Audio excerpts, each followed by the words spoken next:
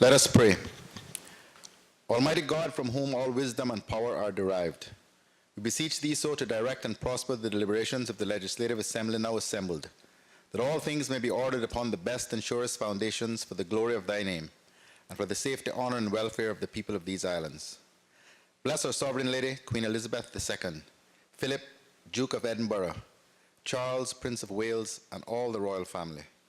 Give grace to all who exercise authority in our Commonwealth, that peace and happiness, truth and justice, religion and piety may be established among us. Especially we pray for the Governor of our islands, the Speaker of the Legislative Assembly, official members and ministers of Cabinet, and members of the Legislative Assembly, that we may be enabled faithfully to perform the responsible duties of our high office. All this we ask for thy great name's sake.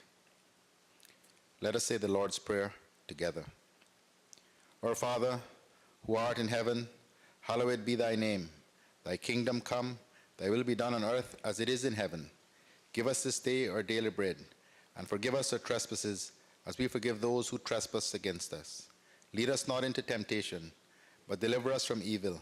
For thine is the kingdom, the power, and the glory, forever and ever. Amen. The Lord bless us and keep us. The Lord make his face shine upon us and be gracious unto us. The Lord lift up the light of his countenance upon us and give us peace, now and always. Amen.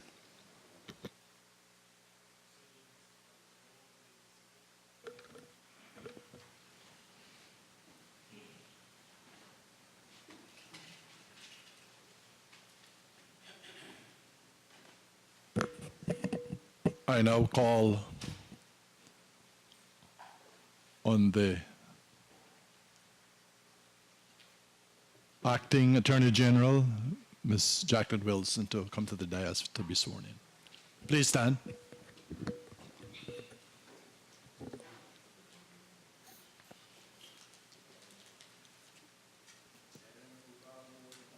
I, Jacqueline Wilson, do swear that I will be faithful and bear true allegiance to Her Majesty Queen Elizabeth II, her heirs and successors, according to law. So help me God.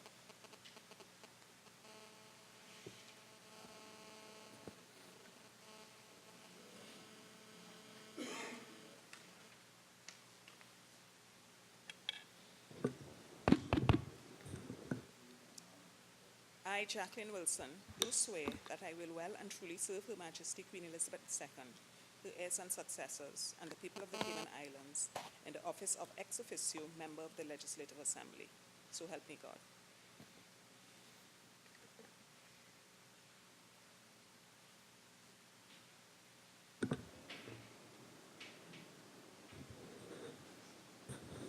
Ms. Wilson, I would like to take this opportunity to welcome you to this honorable house.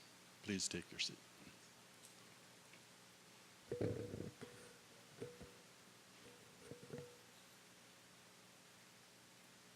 Please be seated.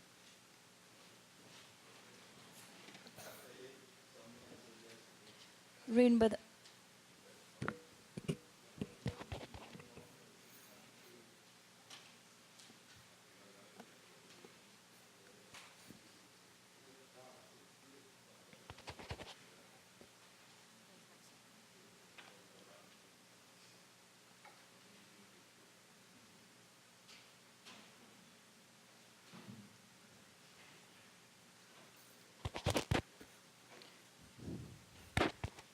Reading by the Honourable Speaker of Messages and Announcements.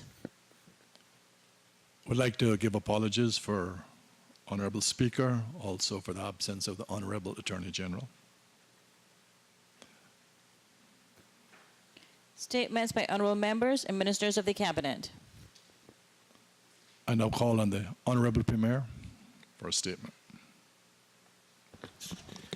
Thank you, Mr. Speaker. Mr. Speaker, as I alluded to in my policy statement earlier this week, it now gives me great pleasure to bring to this hallowed house a report of the successes of the Progressives-led administration in our first year on the job. I knew that we had accomplished much since our swearing in exactly 1 year ago this day, but I must say I was a little overwhelmed when the report was placed before me. I thought to myself, wow, we have done a lot in our first year. The report is being tabled and will go out to government workers and media houses today, so I won't spend the time to read through it in the House, but I would like to point out some highlights. I have to reiterate our continued success with budgets and the United Kingdom, which approved our 4-year fiscal plan, allowing government to prepare its annual budgets with more certainty because of the parameters set out in the plan. We continue to meet those, so the UK continues to approve our budgets, and I might add, on the first submission. They did it again last week when Minister of Overseas Territories Mark Simmons sent me a letter commending government for the significant progress it had made in public financial management. I must tell you, Mr. Speaker, that made me even more proud, if that's possible, of the Progressives-led administration. As you heard from the Minister of Finance on Monday, the surplus in the 2013-14 budget is $7.9 million more than the $100.2 million originally budgeted, and we are ending this fiscal year with core government's operating revenues estimated to be $652.1 million, which is $7.4 million more than originally forecast. Our expenses will be $1.5 million less than budgeted at $547.7 million. Mr. Speaker, prudent financial management has meant that we are able to give civil servants a one-off gratuity payment of 2.5% of their 2013-14 income. I want to again thank them for their hard work and dedication, and I appreciate the kind words of thanks that I, on behalf of the administration, have received from the Deputy Governor, the President of the Civil Service Association, and other civil servants throughout the course of this week. Mr. Speaker, much of this was covered in my policy statement and the budget speech from the Minister of Finance and the throne speech from Her Excellency the Governor, and as I said, is included in the report we are giving today. But please let me take a few minutes and run through some of the highlights of the past year. Government continues to support local and international investors in developing Cayman's economy. Recent examples include Health City Cayman, a $70 million development in East End that opened its doors earlier this year and is providing jobs and other economic opportunities for Caymanians. Some 28% of the current staff are Caymanians, with the numbers expected to grow, and the economy of the Eastern Districts has been boosted with hospital staff renting accommodations and living in proximity to the hospital. Cayman Enterprise City, which is another area of economic diversification, has seen renewed activity under new management and has reached a milestone of 100 new clients. CEC shows continued promise for further expansion and offers the potential for more jobs for Caymanians. The Ironwood community is a $360 million mixed-use development proposed off Frankstown Road. Part of that community will be a golf course designed by golf great Arnold Palmer, who was in Cayman earlier this year to break ground. An important part of the Ironwood development will be the public-private partnership that will oversee the construction of a 10-mile extension to the east-west arterial from Newlands to Frankstown. This extension is much needed and will bring added economic growth in the eastern districts. The Grand Palazzo will be a major Caymanian waterfront residential build-out development on North Sound, on the West Bay Road, or I should say off the West Bay Road. This 126 high-end unit development is anticipated to create 250 jobs during the 5-year project build-out. Mr. Speaker, hotel room stock is growing or improving. The Londoner, a luxury 20-unit property at Moritz Tortuga Club Resort, opened recently. The new Kimpton Hotel on West Bay Road is under construction and is slated to open in 2016. Work will soon begin on the expansion of beach suites on 7 Mile Beach, increasing the number of floors from 5 to 7. Then there is the proposed construction of a new hotel on the old Hyatt site that will also bring about much-needed economic activity and employment. It is scheduled to open in 2015. The recent refurbishment of properties such as the Marriott, the Westin, and Comfort Suites also helps maintain our high standards. Over the next 2 years, room stock will have seen significant improvements and will facilitate increased tourist arrivals. Mr. Speaker, from the management of government finances end, we've implemented a new stricter travel policy that sets out parameters around business travel, including classes of service to be used, as well as requirements for reporting in a timely manner on the achievements, outcomes, and costs of overseas travel of ministers and civil servants. The Legislative Assembly unanimously passed the long-awaited Standards in Public Life Law to regulate the conduct of public officials and preserve the integrity of public institutions. It also gives authority to the Standards in Public Life Commission. Stayover and cruise ship arrivals for 2013 numbers registered a 7.4% increase over arrivals for 2012. The actual number of visitors to Cayman air arrivals was 345,387 and represents our best figures since 2000. Cruise passenger arrivals are expected to reach 1.65 million by the end of this year and are expected to hit 1.95 million passengers next year. Over the year, we saw successful events such as the Norseca Beach Volleyball Tourneys, the Cayman Invitational Track Meet, the Carifta Track Championships, the CONCACAF Under-15 Boys Football Tournament, and the CONCACAF Under-20 Women's Tournament. These brought large numbers of officials and fans from participating countries and from CONCACAF, which helped to boost our tourism numbers. We appointed a new customs management team with the remit to increase enforcement on the borders of the Cayman Islands. The department has already seen results with increased contraband interdiction at our borders. The Royal Cayman Islands Police Service has new purpose-built human rights compliant custody suites. These will replace the condemned holding cells at Georgetown and the West Bay police stations. The draft outline business case for airport developments in the Cayman Islands has been finalized and includes a master plan for the airports on all 3 islands that addresses priority needs and phases of implementation. The environmental impact assessment for Georgetown cruise berthing began in May this year. Government is in the final stages of the Central Tenders Committee review of the environmental engineering bids and anticipates that a successful bid will be announced shortly. Indeed, Mr. Speaker, since this was written, that appointment has actually taken place. A memorandum of understanding has been signed between government and Ironwood Development, and an agreement has been reached with the National Trust on the route of the East-West Arterial leading from Hurst Road in Savannah to the development site off the Frankstown Road. The Cayman Islands Hospital Dialysis Unit found a permanent home next to the foyer at Government Hospital. The new unit boasts added space while also addressing the privacy concerns of patients. The counseling center's move to its new location on Cardinal Avenue has allowed for the expansion of community-based programming to include play and art therapy and has enhanced the delivery of family therapy and group experiences. The move of the Family Resource Center to its new location at Compass Center allows for greater access by an expanded programming being made available to the community. Mr. Speaker, close to 100 people gathered at Aston Rudder Civic Center in April to watch members of this assembly hold our first meeting on Cayman Brac. It was the first time that the Legislative Assembly had gathered in the Sister Islands since 2003 and served to make the Sister Islands inclusive in government and promoted transparency. Mr. Speaker, the Progressives led government sent the proposed National Conservation Law 2013 to the Legislative Assembly, where it passed unanimously. Thank you, sir. Operations at the Georgetown landfill have been enhanced with the acquisition of much-needed equipment. Management practices have been streamlined, deep water wells have been relocated, and funds have been increased for operational requirements to ensure that the best practice can be followed to the greatest extent possible. Mr. Speaker, the market at the grounds has been a primary driver in increasing public and consumer awareness of the quality of locally grown produce and livestock.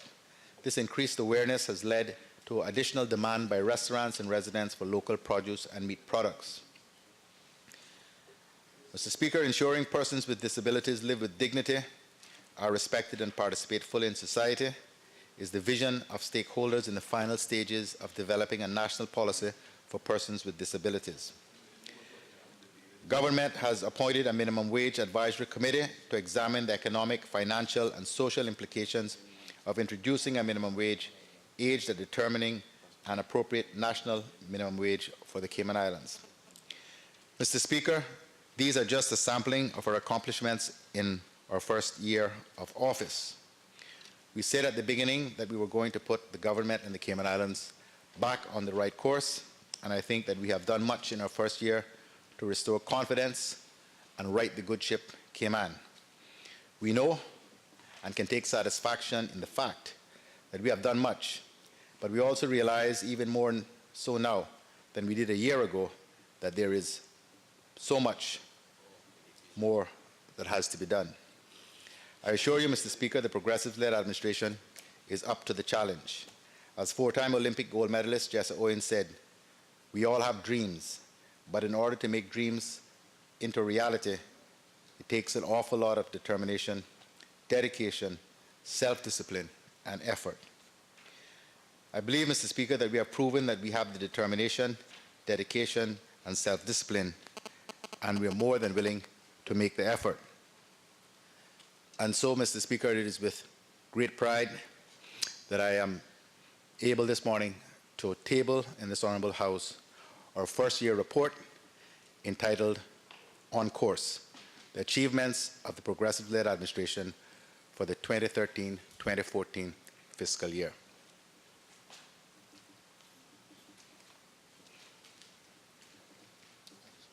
I thank you, Mr. Speaker.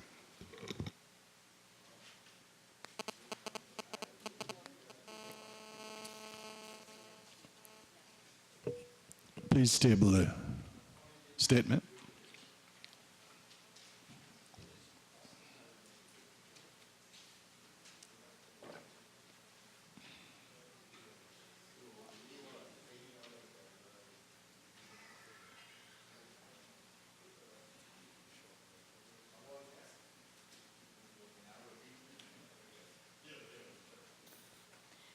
Government business, bills. Second reading, the appropriation July 2014 to June 2015, Bill 2014. Continuation of debate.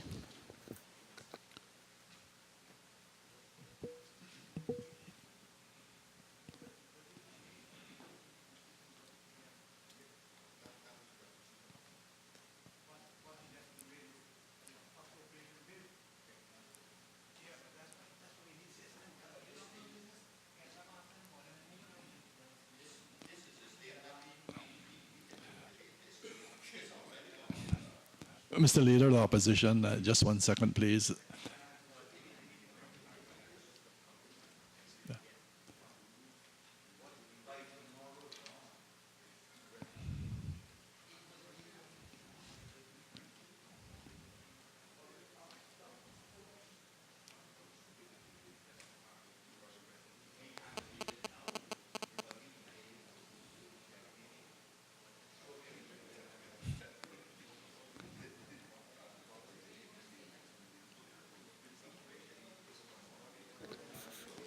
Continuation of debate on the budget address and a through speech together with a government policy statement. Before calling on the Honourable Leader of the Opposition, I would like to indicate that, Mr. Premier, we are working until 7 p.m. tonight, and to encourage my colleagues to try to get here a bit earlier. I know some members have been here from before 9, but there are always reasons why. But wherever possible, because we have so much to do, that wherever possible, try to get here. I now call on the Leader of the Opposition.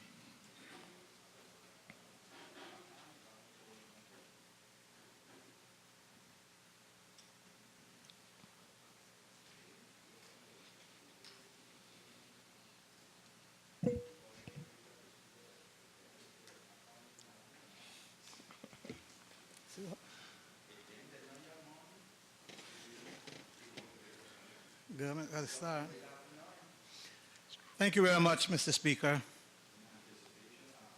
Mr. Speaker, as the Leader of the Opposition, I rise to address the speech from the throne and the budget laid by the Honourable Minister of Finance. Mr. Speaker, at times we wonder about life in our islands.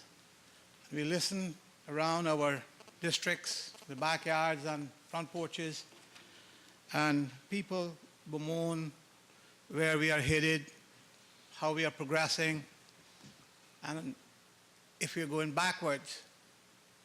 It's always easy, Mr. Speaker, for people to criticize, to make judgments, and not be satisfied with stations in life, particularly so when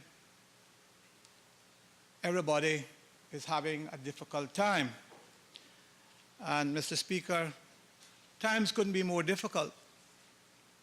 Not only here, but in this world where the crisis started in 2007 still is ongoing. And I don't know that we are out of the woods. I don't think so.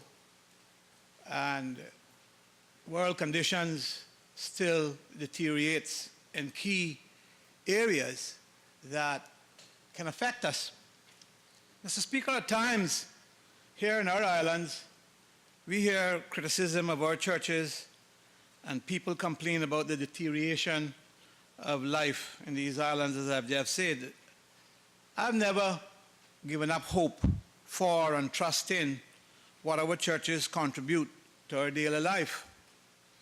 While I have pondered many times in my life why we haven't produced more pastors from our own shores, I have been heartened, in fact, in recent times when I listened to Pastor Alson, who gives an excellent sermon and quality advice and his time that he has on television.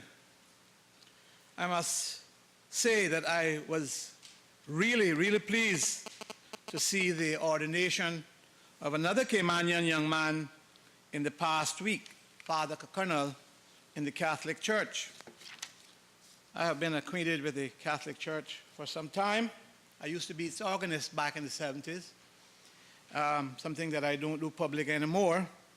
And I was glad when and assisted them when they came to build a church in West Bay and have many contacts of good Catholic families who have been here for so many years.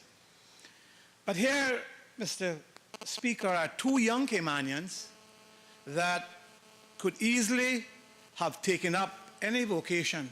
They could have been a lawyer, they could have been an accountant, they could have been a doctor, but they choose to serve the people through the Holy Word and God's guidance for the church. So it gives me continued hope that the Word and the influence of good parents, good grandparents, and other good people who really care is not lost. I want to offer congratulations to the parents of both young men and the particular churches and grandparents for the encouragement and support given to both of them, and to say to the young men and women of these islands that service and effort to help others don't really need to be from the commercial and other social sectors, nor from the political standpoint, but that true service can be given through the work of the church. I, again, want to encourage the two young men and encourage more young people to look in that direction. It can be more satisfying, I would think, to pastor someone, to give pastoral care. We all, as humans, know how much in our daily life, I certainly do in mine, how much time we fall down, how much time we need that advice. And it will be always good to have good young people that can talk to and help you move you forward, pick you up, as the chorus says, and turn you around. Mr. Speaker, in assessing the past year, I can say that in spite of the bashes and criticisms I have taken from the PPM, as recently as Monday by the Premier, I have stuck to what I said I would do. Be a responsible opposition. That too, Mr. Speaker, however, brought its own blame in my own tents, or my own camp, and from the general public. You're not being harsh enough. You're scared of what? But I'll say it again so one and all can hear. We don't need fussing and fighting and the building of roadblocks for the country. We need solutions, progress, understanding, patience, even when you are nettled and aggravated to the point you want to move the world. But that's what we need. National life, Mr. Speaker, demands it. Good leadership is what it's all about. This year, Mr. Speaker, I would have marked 30 years plus in this chamber. Hasn't been an easy time these 30 years. More about that some other time. But I'm proud, and I can look back on many accomplishments, even to those just read by the Premier, taking credit for them. I can say, ha, ha, work has been done. Firstly, let me thank the Premier in continuing the policies of our administration almost verbatim. Word for word, every policy listed here is for the previous government and endorses the hard work of the previous government. Can't be denied, no matter how much you paint it red, change its name, turn it upside down, send out the councillors to say one thing when they ought no different, and even the ministers who get up and swallow their tongue sometimes. But nevertheless, work is done. Work is done. I also want to thank the Honourable Finance Minister for his kind words in entitling his address, Maintaining the Path of Fiscal Prudence. This is, I think, an overwhelming endorsement of government's work. And I want to congratulate, particularly want to congratulate the Finance Minister for his demeanor, the way he delivers, the way he has chosen to work. And I'm not saying that politics is not going to play, but I certainly appreciate that, no matter what side we're on, because here I'm on this side and they are on that side. But at the end of the day, this House encompasses we. Mr. Speaker, we need solutions. And regardless of who thinks otherwise, for what use, Mr. Speaker, is it to sit down and come up with all kinds of reasons why something is not right and do nothing to make it right?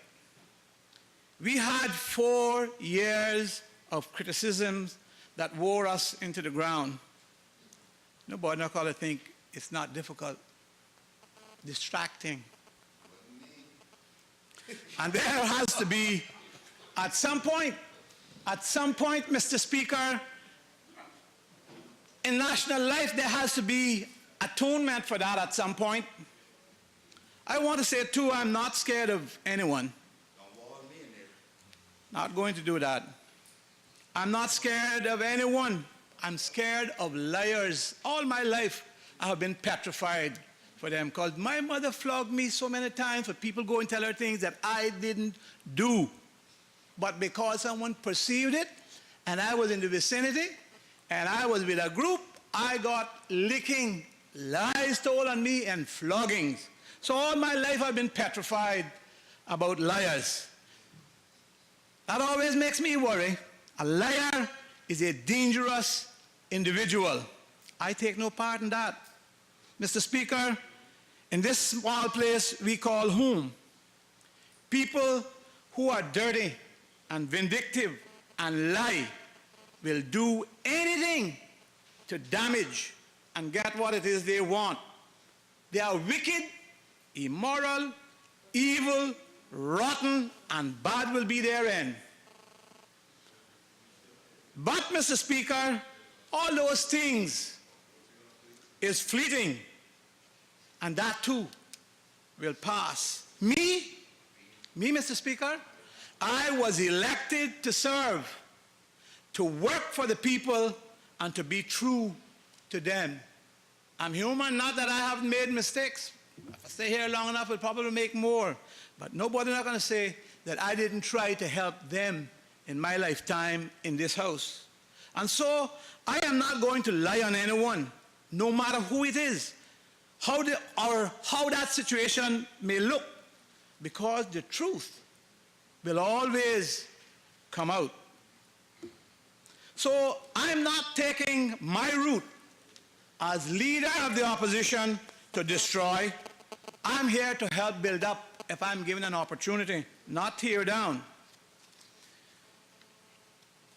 The world crisis, Mr. Speaker, should not have impacted us as a government so severely if mistakes along the road were not made.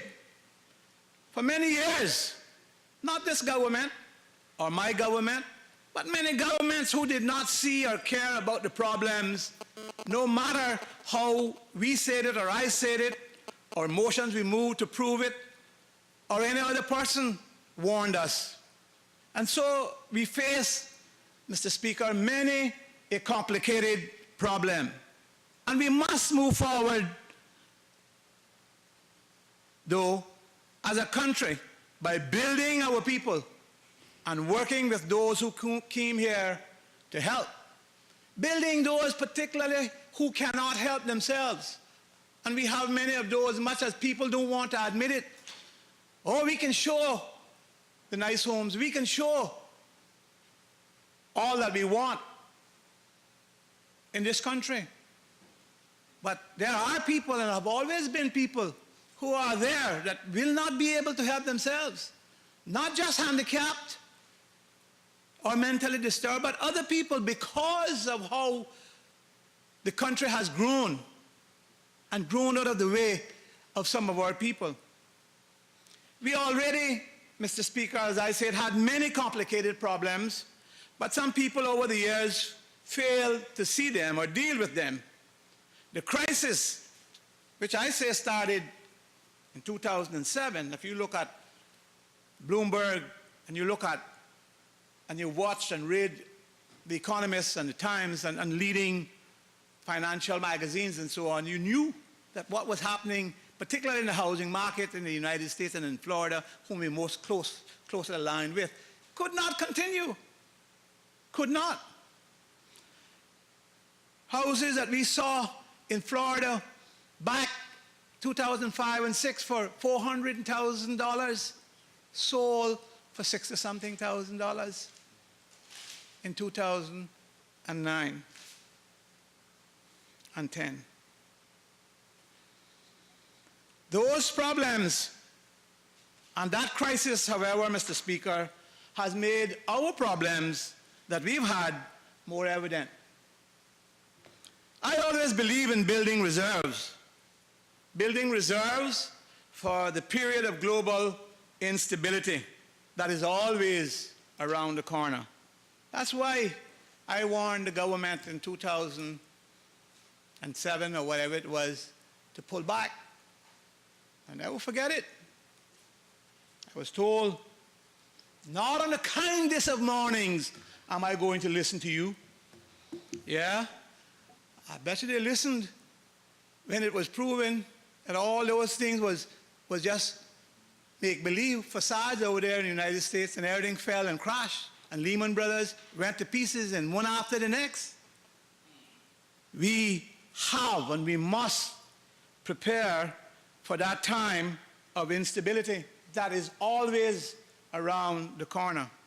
And I can't help, Mr. Speaker, but to reflect on the many initiatives I tried to put in place, not only as the Premier, where I had to preside over a new cabinet and under new reasoning, where I was told, listen, you may be the Premier, but we have the votes. And we can do and spend what we think. And that's the way it went. But some of those that I had put in place as Minister of Development or Planning and Minister of Finance and Financial Services, those alone would have built an hedge around us and a buttress against some of the effects we are going through today. I am convinced that if we create, Mr. Speaker, attractive conditions for global investment, a strong and a better immigration system, for instance, and strengthening our resources or our sources, our assets, or strategically meaningful resources, we, Mr. Speaker, will handle better whatever any economic crisis throws our way. Nobody can say it can be done. It can be. And so that journey, as my good friend said, of miles begin with a single step. I do believe there is a foothold for these islands, Mr. Speaker, and so we can rely on the moral values that have ensured the progress of where we came from, of our own little island civilization. Integrity and hard work, responsibility and self-confidence. And so, Mr. Speaker, if as a country we pool our intellectual, moral, and material resources, we can overcome those complicated problems that we face. Lee Kuan Yew built Singapore, Mr. Speaker, to the envy of many after having to fight communists and invaders who occupied Singapore and a colonial administration that would not agree with him, still don't agree with him. And after having to pull out overnight, if you read what he says, from Malaysia, a small bit of land, I believe smaller than us or just about our size, that was nearly, Mr. Speaker, all swamp. All swamp. But look at it today. They can pay their premier $3 million per annum, and their ministers nearly $2 million per annum. Their civil servants earn some of the highest salaries of any country in the world. That's what Lee Kuan Yew built of an island, as I said, as small as we are. But he allowed people to come. Blue and white collar workers, big, small, big and large companies. He allowed them to migrate to Singapore. He builded a nation. Cayman, too, can do so. But a lot of mindset has to change, Mr. Speaker. And since some people think so small, some people so willing to criticize, some so willing to accuse and be suspicious about everyone's actions and everyone's modus operandi, a lot of explaining, a lot of education has to take place to get that mindset change. We're not going to do it. Not by listening to people around wherever you go, whether it's a tea shop, bar rooms, or dance floor, or backyards or front porches, Mr. Speaker. When you listen to some of them, as somebody said, boy, it's not good to me asking anybody about help, because some of them are asking for help is worse off than me. True? You have to be careful who is guiding you or telling you what they want, what they think. No, Mr. Speaker, this little island here has come too far. In a short 35, 40 years, 50 years if you may, not to be able to move forward more progressively. And I'm not talking about a paradigm. I'm talking about people's ability to educate their children properly, to be safe in their homes, to be safe in their business, and to have the job that they can do, whether that is sweeping the street or whether that is managing the biggest law firm and the most progressive accounting firm or hedge fund in this country. If people can have and move and have their being, this country, we can be the envy of the world. Mind you, they're jealous now. Don't think they're not. They're jealous, but we haven't got there yet. So a lot of mindset has to change, Mr. Speaker. Immigration, migration, or whatever you want to call it, has to be changed. Population has to grow. Mr. Speaker, either we embrace wealth or reap poverty. Mr. Speaker,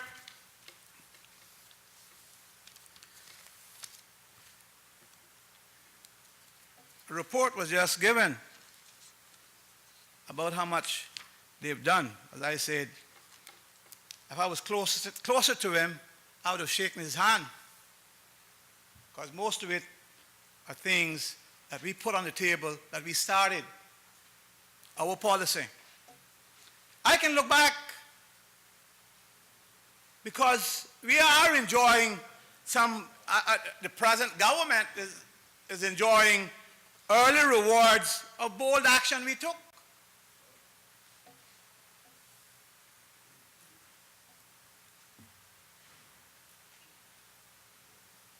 Removal of Cayman from the OECD grey list, establishing the Shetty Hospital, the Special Economic Zone, and the Four Cayman Alliance to attract knowledge-based business, helping us diversify from our reliance on only financial services and tourism. Sports tourism. Establish legislation to support the medical tourism. Improve tourism arrivals to the point where we have the best stayover rates for 12 years. You're not going to get up and, they're not going to get up and say, Mickey, we've done that. I nearly put one on this morning, but it's not Christmas. And that's the only time that I won't care to wear red. The best stayover rates in 12 years. The minister talked about his hotels. Moritz, I know what I was told when Mr. Moritz came to me and said he needed to get some help. He was going to build this because he wanted more upscale product. Moritz is the only place in the tourism industry that has full Caymanian management in the top layer of its operations. The general manager, the operational manager, Mr. Miller is one of them. The financial operations controller, the only one. And we must congratulate David, Mr. Moritz, for his commitment and his family's commitment to us in going up there in East End and put down what he put down. But we must say thanks too to the past representative, and a lot of thanks to the present elected representative for his drive and commitment to his constituents in supporting that operation there. But we must. And so when he came to me to get help in concessions, of course I agreed. Look at what we have. Well, I left the letter for him to have it. But look at what he has built there.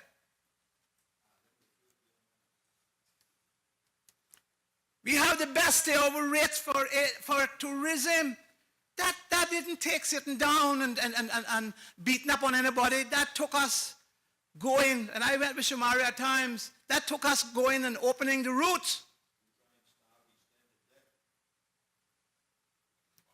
We maintained the AA3 rating with the Moody's rating agency, when the United States, when the UK, and when France had all been downgraded, Mr. Speaker. Leave him alone, George. He get lost in this big constituency. Give me a chance.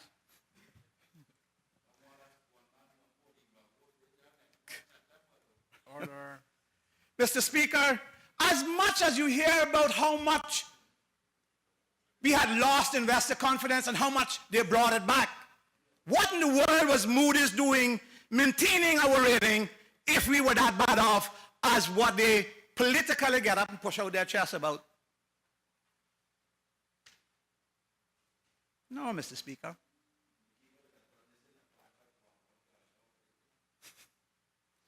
We provided 11 million in duty waiver concessions to small and medium-sized local businesses, Mr. Speaker. 11 million. That is me writing it off as my prerogative as Minister of Finance or giving them assistance. And this was not no foreign national business. This was small people who had boats, bringing an engine, bringing in a truck, dump truck, or whatever. Wherever they were from Cayman, don't care which side they were on, they showed up on my office. They didn't go away without I trying to help them. We provided stamp duty waivers to first-time Cayman homeowners. That was a program I started in the 90s. When the PPM came in, well, they done change the name, but not much else. Gave a few more increases on that by motions here, and them agreeing at the time. But we help people. And we reduce duty on construction materials by 50%. We reduce duty on construction materials for the whole time by 50%. So don't think that that didn't help small businesses, medium-sized businesses, and Caymanian homeowners. It did. Man, I'm concerned about reduction on duties, you know. I've always been. We brought Cayman to the attention of Asian and South American markets, promoting our financial and tourism sectors, and it's working. And we ensured that our government accounts were audited for the first time in 4 years. We held an annual pride cleanup that employed over 800 people each year. We enhanced our annual Pirates Week festival to where it's now really attracting people. The third member from West Bay in charge of that done some traveling in the region to get, more specifically in the United States region, to get those people closest to us to come back. And they've done that. We produced a real surplus budget of 6 or 7 million at the end, after trying to do bouncing back and forth in the other 3 years. We saved over 200 homes with our Save the Mortgage program. Mr. Speaker, work is yet to be done, but nobody will come and tell me that we didn't do work and it wasn't successful. It wouldn't be in this little book this morning if it wasn't successful. We believe, Mr. Speaker, that we have miles to go before we sleep, miles to go. We believe in a transparent and globally competitive Cayman economy driven by enhanced investment in training, research and development, education, and sustained by public policies which encourage and inspire all the sectors of our business community. Even more important are the skills and entrepreneurship that can drive our economic growth and raise our living standards. Our economy, Mr. Speaker, has become more diversified and globalized. We have an increasing vibrant international services sector and are one of the leading business and financial hubs in the Americas. We have moved up the value chain in financial services, and we are rapidly moving into new areas of growth such as the tourism, the capital markets, IT, medical tourism, and biomedical sciences. We made good progress in developing entrepreneurships with many more startup enterprises and larger numbers seeking to expand, Mr. Speaker. And we strengthened trade and investment links within the region and with our global partners. And we are an emerging hub for some talent as well. We did show some resilience because we could have been a whole lot worse off in the last 4 years. And certainly, we have set out over time our strategies to develop new capabilities and give every Caymanian an opportunity to grow. There is a new landscape, Mr. Speaker, and there is opportunities in that new landscape. Cayman is well placed to succeed in the emerging post-crisis world. I believe that. The global crisis has reinforced the shift of markets to dynamic offshore markets and sophisticated financial centers. That's why it's important for us to have a strong and fair, balanced immigration policy. Growing urbanization, infrastructural development, and increasing demand for services in Latin America can play to the strengths of many Caymanian-based businesses and Caymanians generally. Our companies, Mr. Speaker, have an important window of opportunity to create a strong presence in the Americas over the next 5 to 10 years. While skill sets are in high demand, we can do that. Over time, other players in this region will catch up and deploy the best human capital to compete with us. We must establish leading positions in key markets in the next 4 years, which we can build upon to establish new ways of adding value over the long term. The G8 economies, Mr. Speaker, while growing more slowly because of reduction in household wealth and continued deleveraging, they will remain large and sophisticated markets. Cayman have to stay engaged in these markets and grow its financial services role over the next 4 years as a key global center for high-value services. We will also benefit, or can benefit, from the increased premium that global companies are placing on jurisdictions that provide safety and stability post-crisis.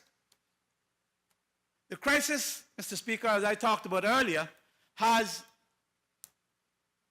materially altered global finance. And there has been a reduction in the capacity to finance cross-border and emerging market risks that could persist for some years, let's say. But we must further develop our financial markets and plug current gaps in funding for Cayman enterprises to encourage entrepreneurships and the venturing abroad of Caymanian businesses. I believe and understand that there is no lack of opportunities for Cayman. We must build deeper capabilities and expertise to make the most of this window of growth. But to sustain growth, we must make better and more efficient use of our limited resources, and especially by growing the skills and talents of our people. The size of our workforce will always be, our indigenous workforce will always be a major constraint. Yes, it will. A large part of our GDP growth was achieved over those years through the expansion of our workforce, both among Caymanians and the foreign workforce. And I believe we must be committed to increasing the opportunities our resident labor force with direct inducements to private enterprise to train, develop, and hire Caymanians whilst still encouraging foreign direct investment. And the two have to be gelled together. We can't do that in an atmosphere where everybody's fighting. No, it won't. At the same time, we have to moderate the future growth of the foreign workforce, the rapid increase, because I believe that the rapid increase in foreign workers in recent years does enable us to seize opportunities, grow our economy, and in so doing, create jobs and raise the income of Caymanians. One manager, 3 Caymanian secretaries. That's the way it was. And that's the way, I don't know if that is what is happening now, but that's the way it should be. However, I believe, Mr. Speaker, in growth that benefits Caymanians in all instances, and where possible, we must try to reduce the dependence on foreign workers in certain categories over a period of years. And while not as pressing, Mr. Speaker, as our workforce constraints, we must begin taking active steps to use land and energy more efficiently. Likewise, we have to play our part in reducing carbon emissions as a global member of the global community, or a responsible member of the global community, and continue to look at alternative energy providers and sources that in ways will bring real savings to our people and not more money in the supplier's pocket. Now, that's what we got to be careful of, that our electrical board don't do. We must also develop a strategy to diversify our sources of energy so as to ensure ourselves against future spikes in fuel prices and pollution. Mr. Speaker, we're hearing something now about Islamic finance, Sharia funds, and so on. It's not different. Sharia funds or Islamic finance, Mr. Speaker, is not different than regular finance, with one exception. Interest should not be paid. That's what they say. The remuneration to the investor should be paid in the form of dividends, capital appreciation, and so on. As such, the question to ask, what, if anything, Cayman doesn't have to service that market? The simple answer is, Cayman is not lacking anything to provide the services we normally provide to international finance. In other words, registration, legal, structuring, accounting, and so on. In fact, Cayman, and we have to take note of this thing called Islamic finance, not new. Not new. Cayman has been servicing the Islamic market for many years, Maples and Calder. I believe Solomon Harris, such firms.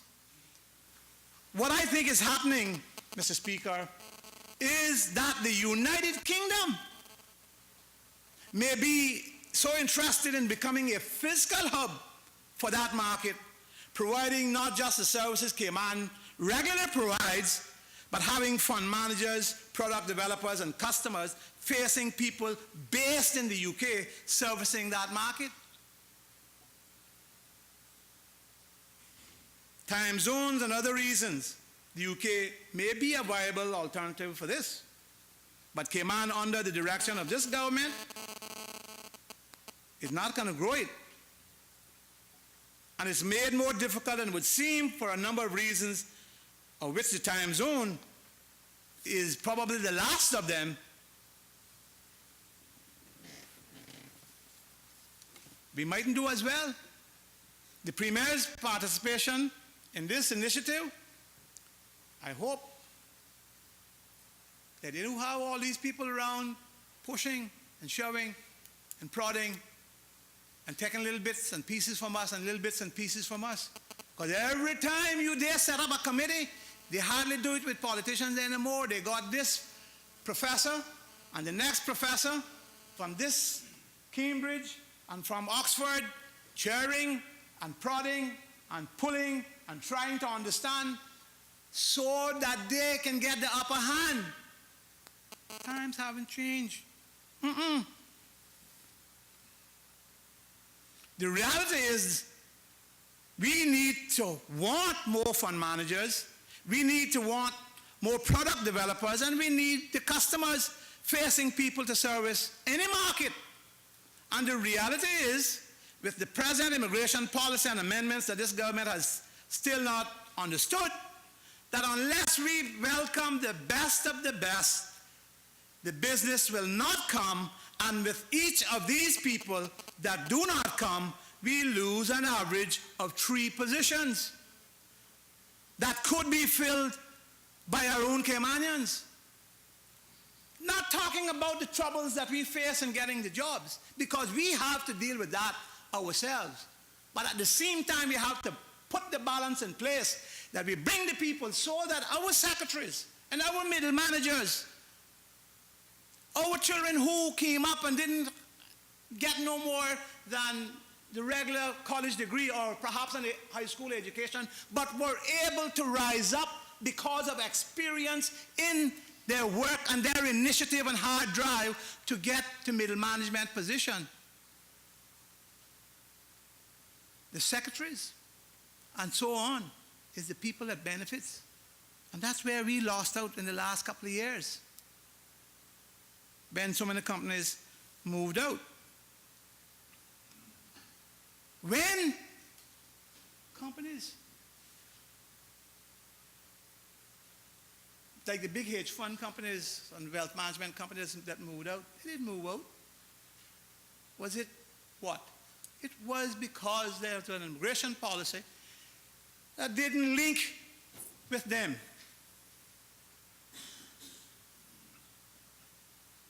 We have to want population growth. And if you don't want population growth, and without population growth, our economy will not grow. We're going to continue paying it $15,000, $1,500 for light bill because it's not spread over many people. That's a fact. So at the price of other goods, we don't have the population base, we all pay for it. While we can talk about these things, why is it that the private sector themselves are not so interested in that initiative that the UK got going? Why is it? And the FCO is prancing around with it. Because our private sector knows very well that there are much lower hanging fruit than this. Fund administration, reinsurance, trust, banking, and so on. Those are the low hanging fruits. And that unless we make the right commitments, the fruit will continue to be taken by some of our best competitors before we even make a move for it. And the possibility that our own will be helping them exist. As the current Minister of Finance has quite rightly indicated in the Compass dated 28th of May, the economy of the Cayman Islands and job creations have been affected by the decline in the middle-income earners. This decline is continuing and will continue until our immigration policy recognizes that it is imperative that some type of permanence be offered to the skilled persons who support our financial industry and other sectors of our industry that are going to bring the middle management jobs. Taking 2% off the fee for somebody, taking 25%, not going to create it, not going to do so. As I have repeatedly said over last many years, Cayman's economy cannot be built on an immigration policy which is aimed at removing persons from our economy instead of encouraging them to stay and invest. Not across the board. No, you have to clean up, you have to take out the weed out, the bad. Oh yes, you have to do that. That's the normal job of immigration and normal government policy. Clean out the bad, send them, and boy, there's few of them that I would like to see go, oh yes, I can tell the world that. I got one neighbor, don't know where the money came from, nothing but a peeping Tom. And they set him up to be Mr. King now. Nothing but a peeping Tom. Can't move him. But we have to live with everybody. We have to live with everybody. Oh, I had a good dog then. Cannot be built that way. Immigration policy, though, must take care of the nuances that we find as a developing country. But unfortunately, the government have seemed, over the years now, have seemed to oppose this policy as they are under the mistaken belief that changing the current immigration, or should I say immigration policies, may affect their ability to be elected and earn their government salaries. Well, some ought to know that because I had some on my side that believed that, and where are they? And they didn't change, so where are they? The sooner the policies are changed and we move forward,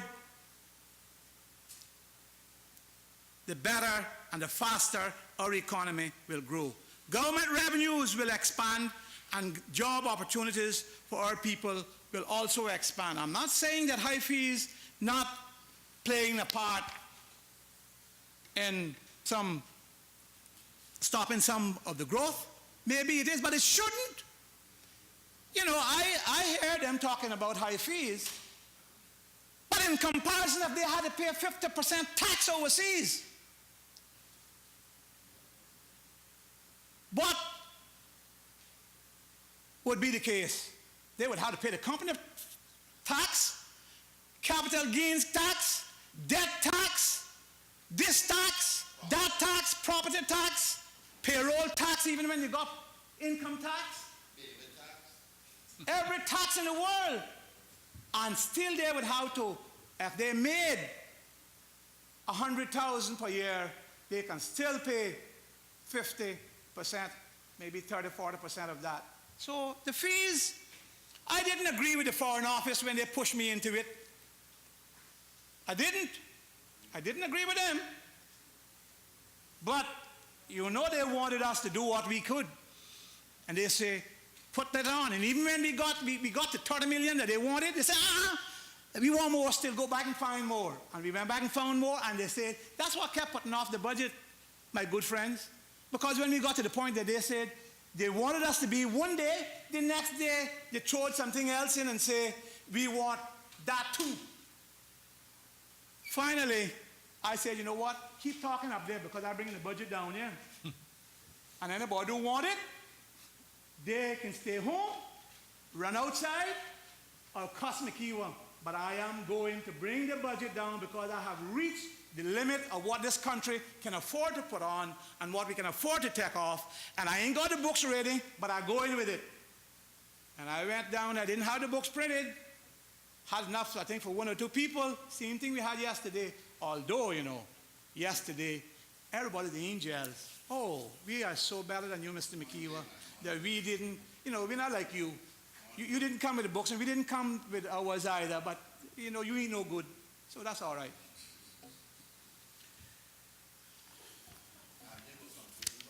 He complains about everything. Don't listen to him.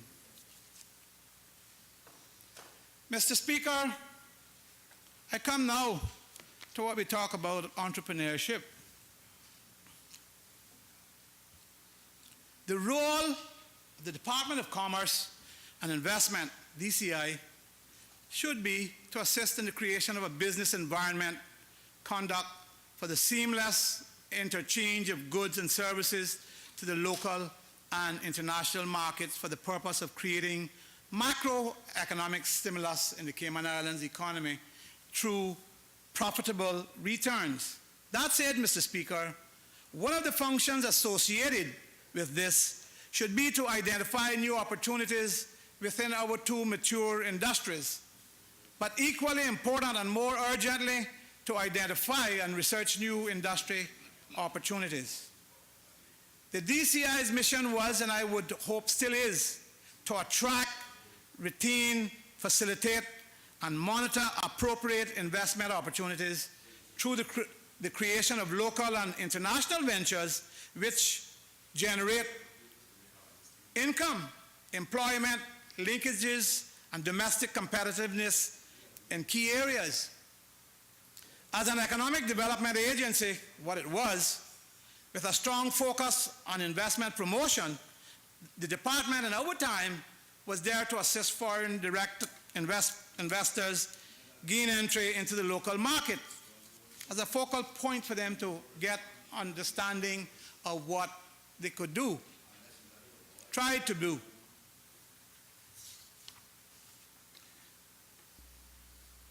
And while critics and detractors will try every which way to suggest that the Cayman Islands does not need an investment promotion agency, and if one is needed, it should be done by the private sector, because we were told that too. The fact is that that agency in every progressive jurisdiction around the Caribbean and indeed the world are part of government. Aside from the Cayman Islands, there are those agencies in Antigua and Barbuda, Bahamas, Barbados, Belize, Curacao, Dominica, Dominican Republic, Guyana, Haiti, Jamaica, St. Lucia. You take it all over the Caribbean. These agencies are government-owned and government-subsidized. These countries, including the Cayman Islands, are all members of the Caribbean Association of Investment Promotion Agencies, pronounced, I think it's called KIPA or something like that.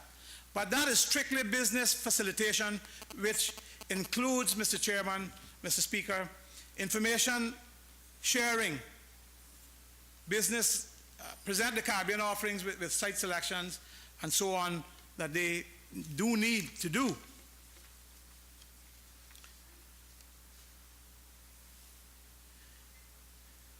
When I was the Premier and Minister of Finance, and they did have 14 staff, of which 4 were responsible for investment promotion and overall investment services. The remaining 10 staff was responsible for marketing and communications and trade and business license. Mr. Percy, who was the director of the DCI, along with another 3 staff, not only met with various stakeholders locally and internationally to try and get the economy kick-started, but were very instrumental in providing counseling and workshop to small business owners. They became the secretariat for the Special Economic Zone, held advanced talks with different companies to recover defunct mutual fund assets on behalf of the Cayman Islands government.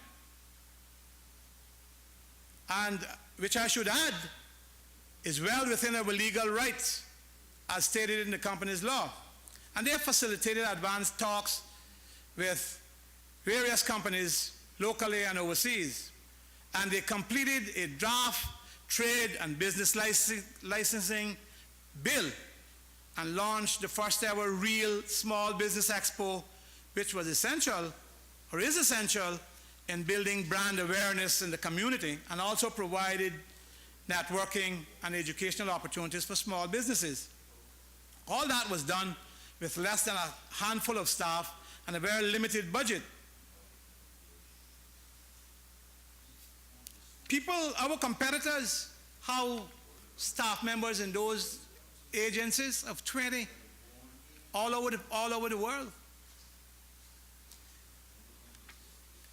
And we were only doing it with 4 members of the DCI here.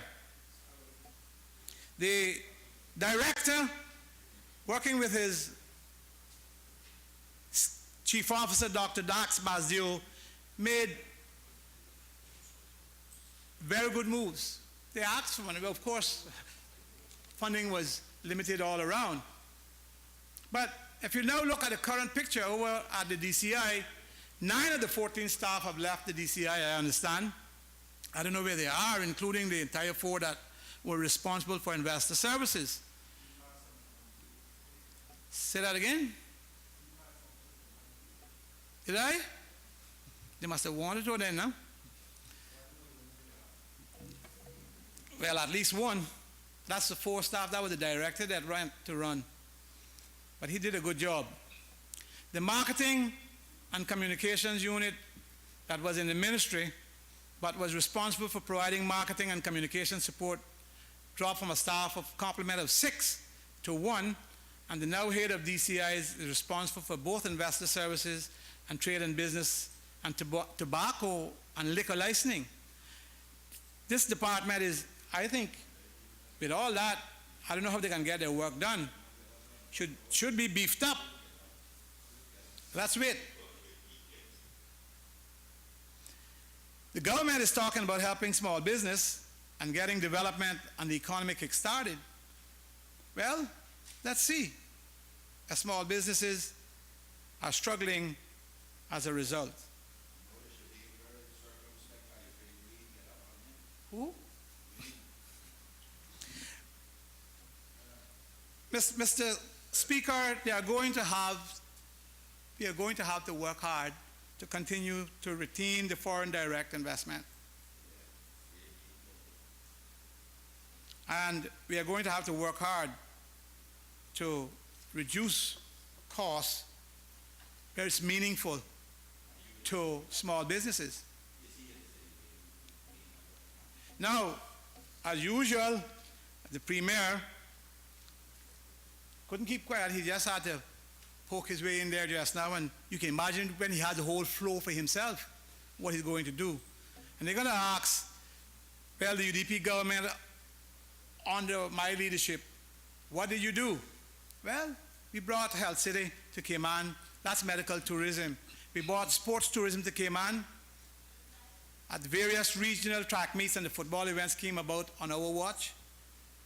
We tried to diversify the economy and create jobs for Caymanians by embracing the special economic zone, the DART projects. That I was crucified for. I'm proud to say that the Grand Cayman has one of the best pieces of road ever created, and yes, that project created work and employment. Yeah.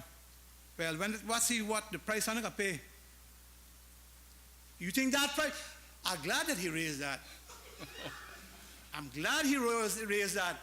They believe that the DART deal is any worse than what I saw printed in the paper with those people up there, which started also discussing from February 2012 or 11, but I think it was more 2012 when they informed me.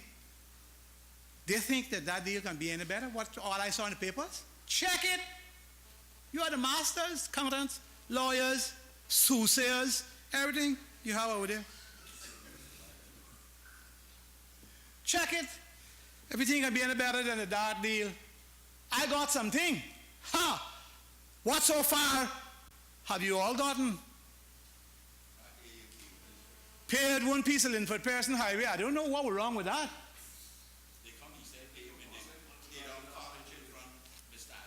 I'm talking about major roadways now. But anyway, I know they got to say something. That means I must be saying something of value where you hear them dipping in out there.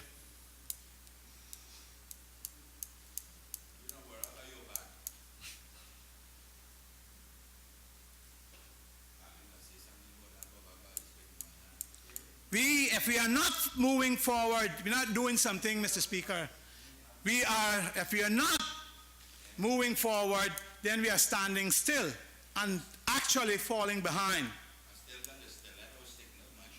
They, instead of asking me what I've done, they need to take the time, focus their time and attention, and rather than watching me at every turn, where I go, what I do, who I read, what I did, instead of them doing that, go do your work.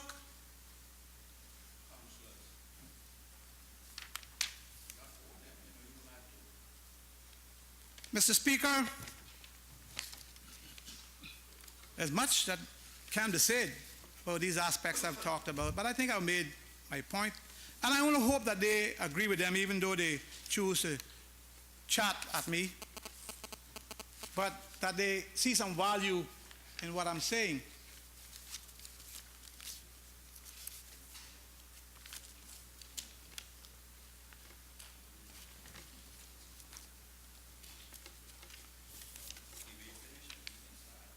Oh, no. I might need some of your time.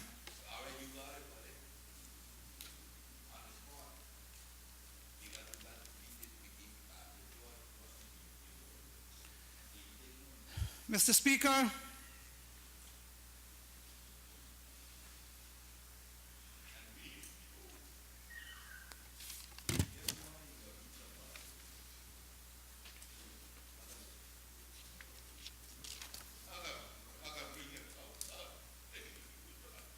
there is much talk, Mr. Speaker, about the civil service, about efficiency and efficiencies within and synergies within the civil service.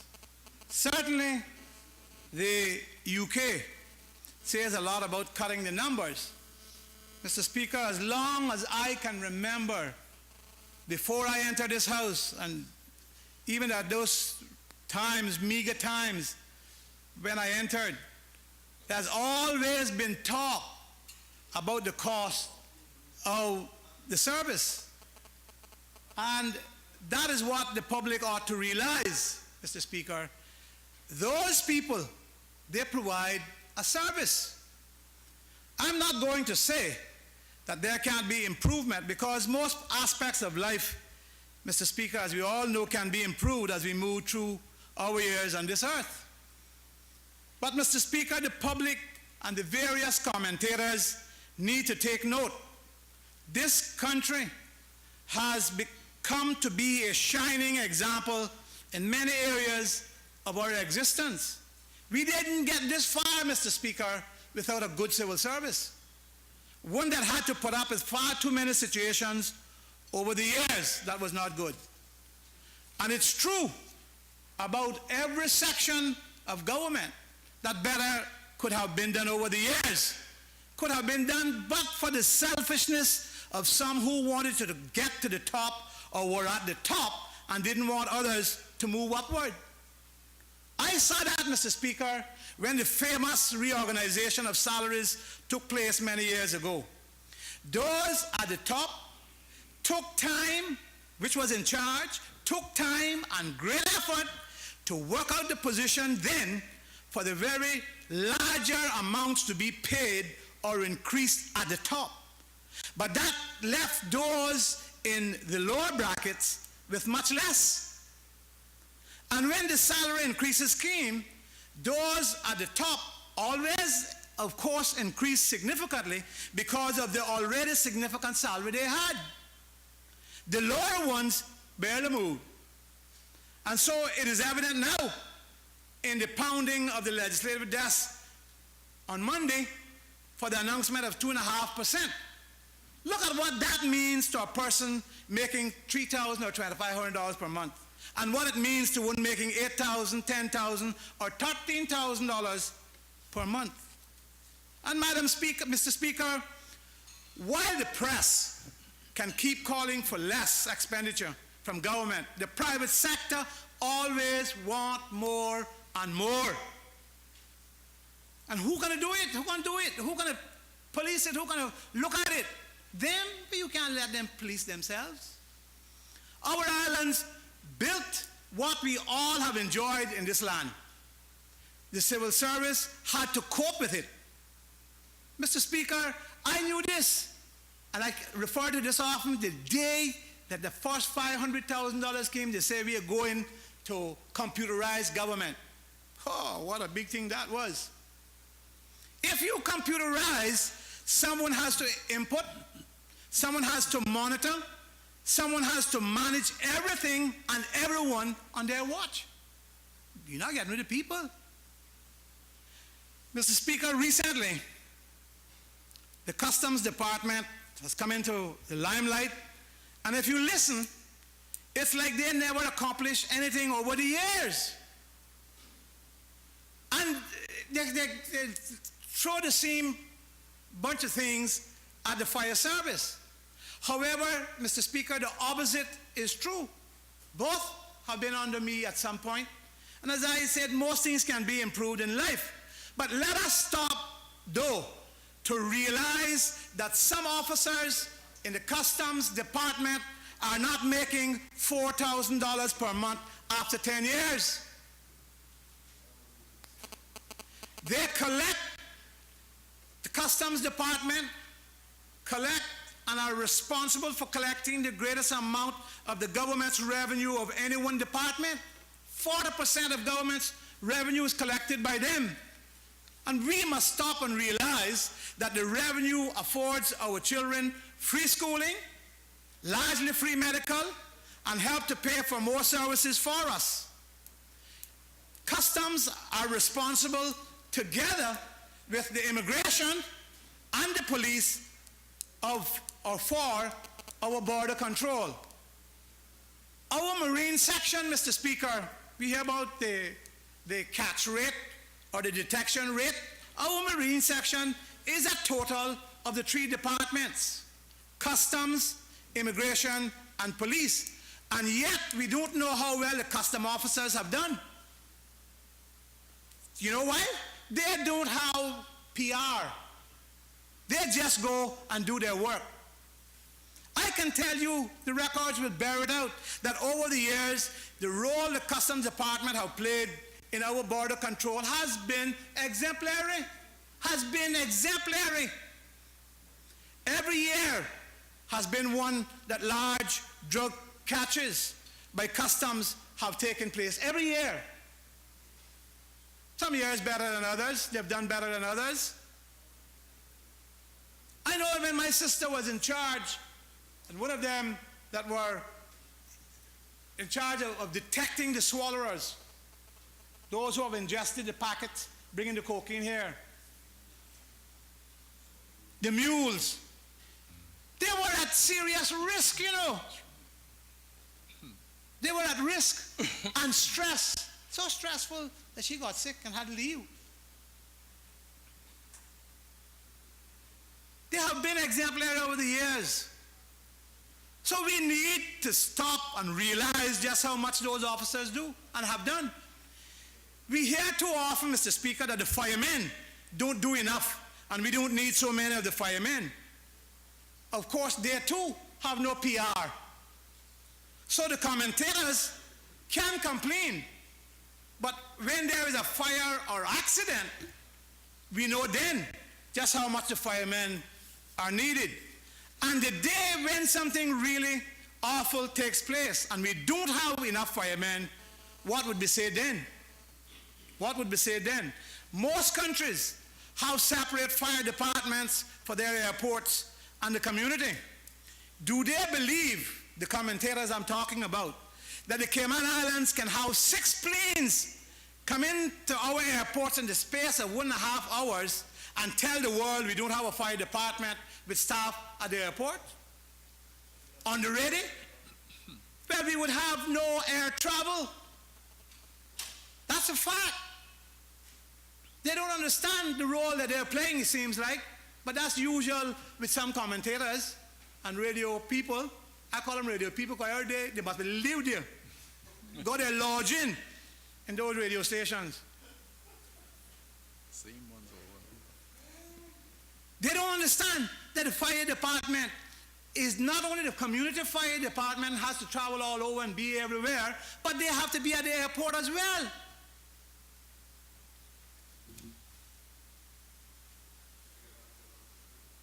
And so, Mr. Speaker, it's my opinion that we need to stop and realize and stop being so willing to put down everybody, complaining about who's not doing their job, being so selfish about everything, making mountains out of molehills, putting down people and quick to pounce in statements to show up themselves when one incident takes place. Stop it. Say what they like about me. Say that I took the 3.2%. If they won't say that, I can come to that. But they can't get out and say that I downgraded or degraded any of my customs department or police department. I'm not going to do so. If I have right, I will do what I think is best at the appropriate time. But I'm not going out there and say things that are going to be more than helpful. All that kind of complaining does is to lose morale. By and large, we have good civil servants, the huge majority of which pull their weight and some of whom are out in the trenches, Mr. Speaker, in rain, in sun, and in hurricane too, so that we can sleep safely at night in our comfort homes.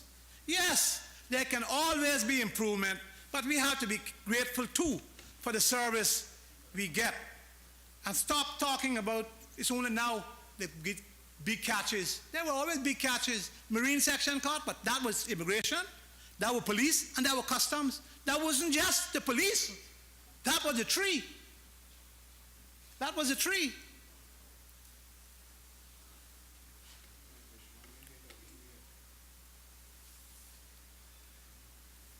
Mr. Speaker, there has been much talk about divesting of government entities.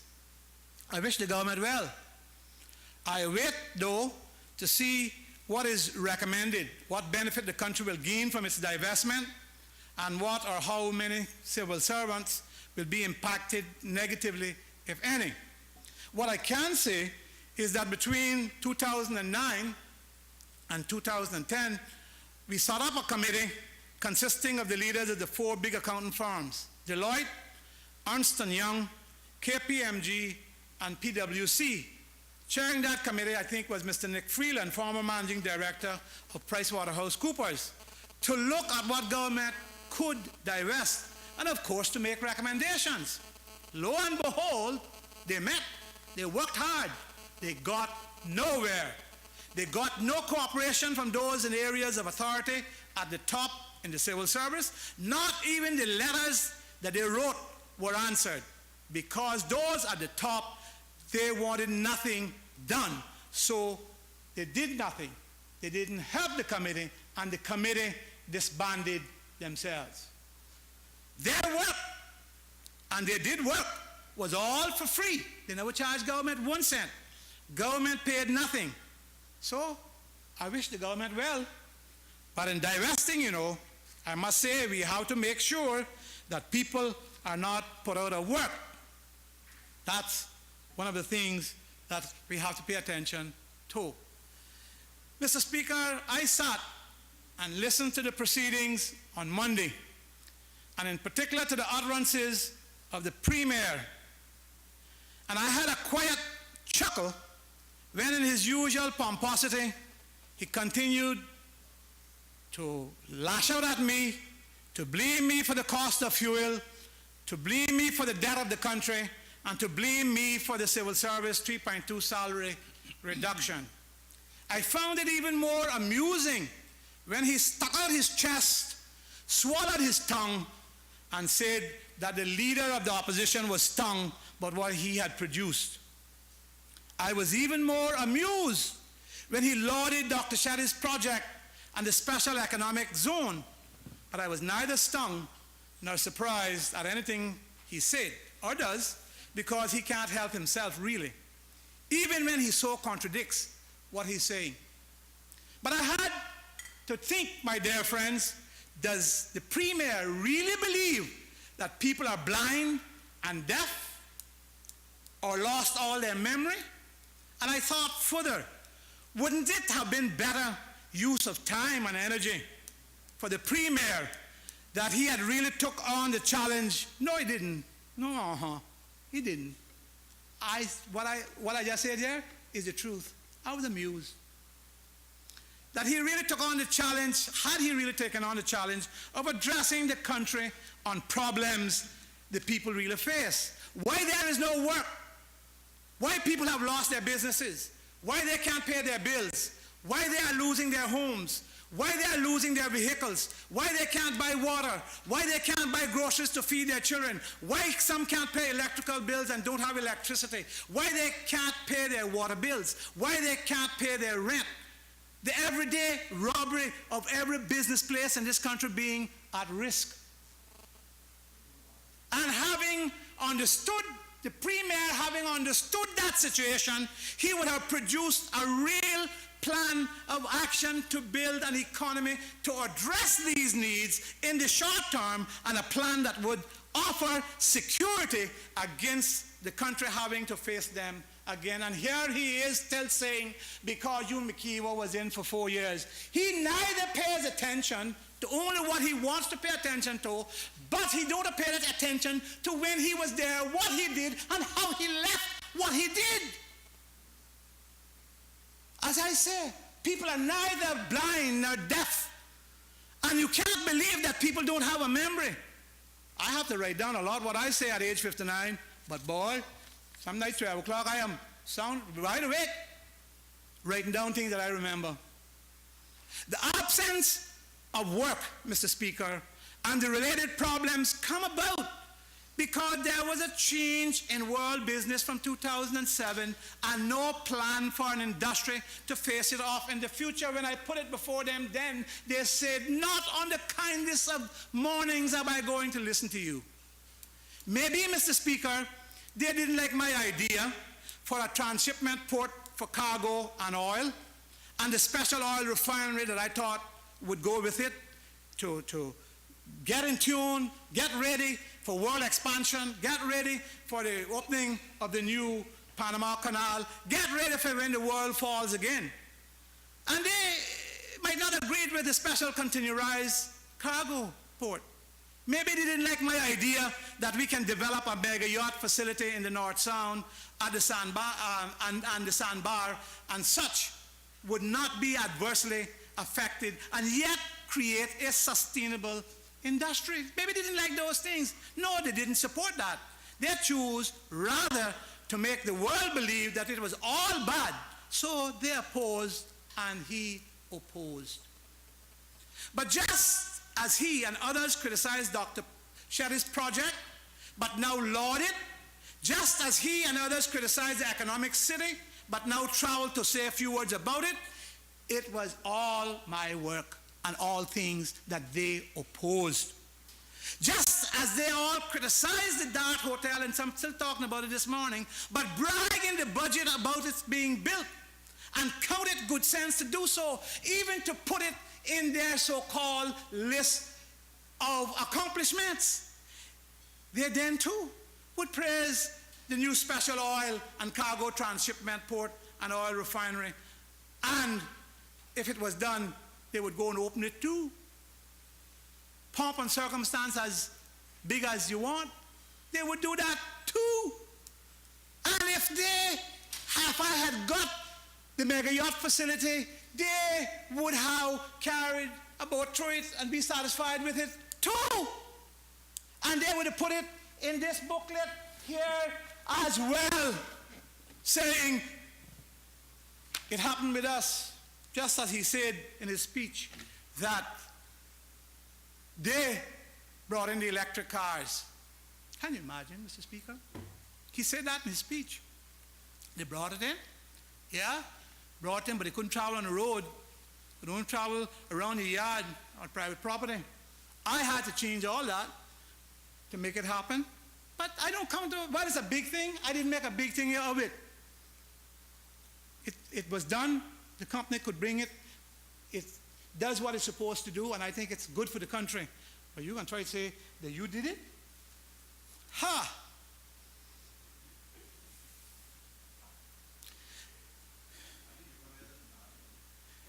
Mr. Speaker, they would take credit for the refinery as well.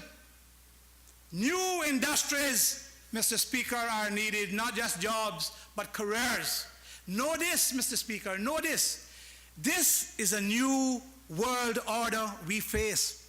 And no matter how much they pour into Cayman Brack, we would have to continue pouring more and more and more into it. We would even have to hug up the former member and say, boy, your Hilton Hotel really look good. Now I can make it something else here.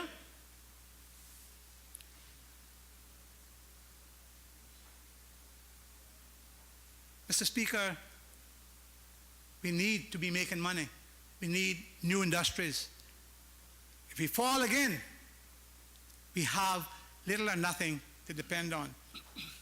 That's what I was trying to do. Say that you didn't get it done. Say that. If that makes you happy, if that gives you some joy, some glee.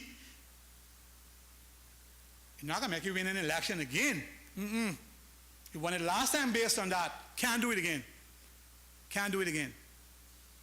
But do something, for God's sake. Traditional ways for us of getting work And keeping our people employed is rather not around much anymore, Mr. Speaker. Competition is huge and a problem for us, particularly so when our people still are hyped up about not wanting more people here and that we must have a restrictive immigration problem. I know the problem the Premier would face. I know. I went through it, took my licks for it. But I do believe that he somehow must believe that that situation cannot build the country that we want and that people expect from him as the new leader. Oh, I think you're taking a good flogging on it. You're not going away yet. They should pound you up good though, you know, because you've been a bad boy.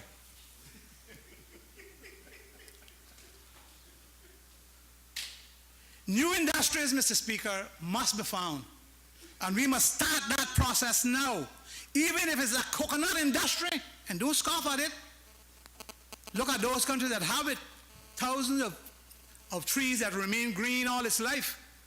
They are making plenty of money from it. Even if it's a coconut industry, we should think we can prepare to bolster the country from any future world shock of instability when that arises. I am 30 years in this. I am going, Mr. Speaker, in time, God willing. There are others young here that have the possibility of being as long or maybe longer because they are younger than I believe some of them might be. No, I don't think so. But anyway, they still have a long time to put in if the people so choose. Think about those coming in.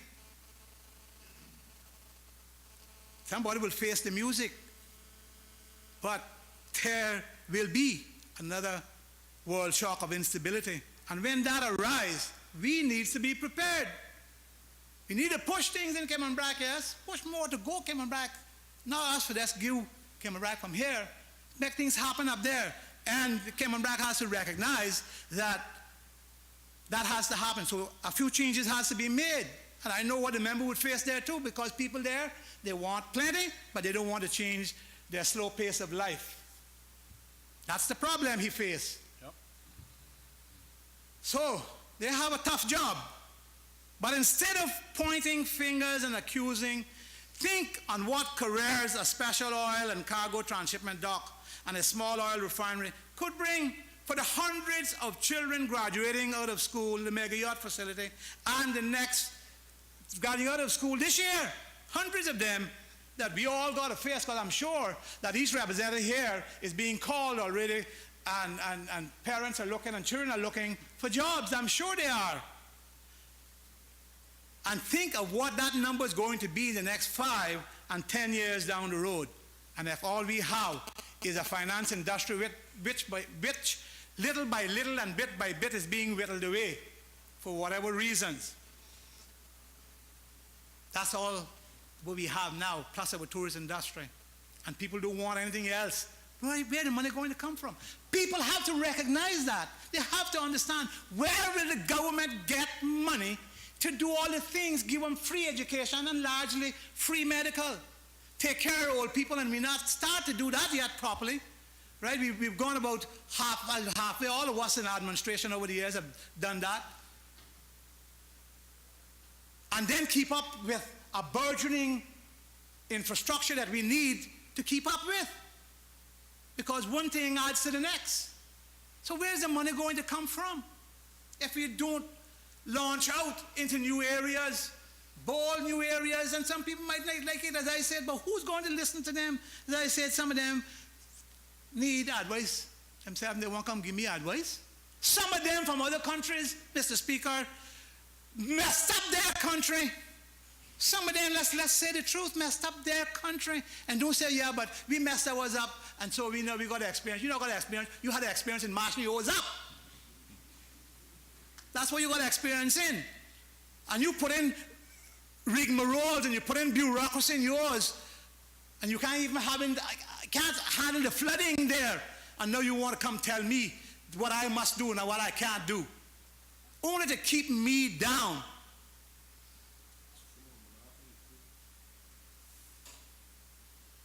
Think of what's around the corner for the next 5 to 10 years.